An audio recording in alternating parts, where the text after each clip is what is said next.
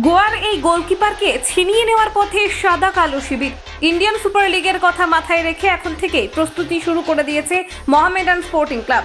পুরনো বেশ কিছু ফুটবলারদের দলে রাখার পাশাপাশি নতুন খেলোয়াড়দের চূড়ান্ত করার ক্ষেত্রেও যথেষ্ট সক্রিয়তা দেখাতে শুরু করেছে ম্যানেজমেন্ট। মূলত বিদেশি ডিফেন্ডারের পাশাপাশি দাপুটে ফরওয়ার্ড খোঁজাই এখন অন্যতম লক্ষ্য তাদের। এছাড়াও ভারতীয় ব্রিগেডকে শক্তিশালী করার লক্ষ্যে লাল বিয়াকনিয়ার পাশাপাশি একাধিক তরুণ প্রতিভাবানদের দিকে নজর রয়েছে এবারের আই লিগ জয়ী এই ফুটবল ক্লাবের।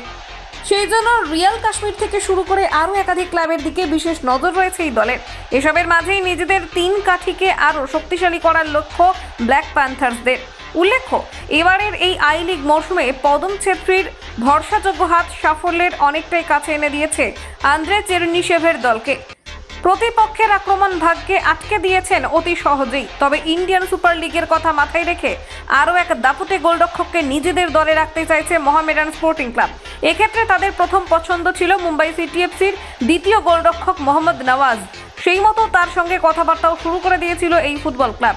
তবে সাদা কালো ব্রিগেডকে পেছনে ফেলে তাকে দলে নেওয়ার ক্ষেত্রে অনেকটাই এগিয়ে ওয়েন কোয়েলের চেন্নাইন এফসি।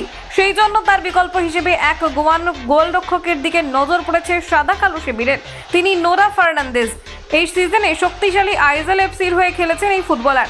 মোট 17টি ম্যাচে 5টি ক্লিনশিট ছিল 25-এর এই গোলকিপারের। মনে করা হচ্ছে নয়া আইএসএল মরশুমের জন্য তাকে চূড়ান্ত করতে পারে মোহামেডান ক্লাব। কলকাতা 24/7.in।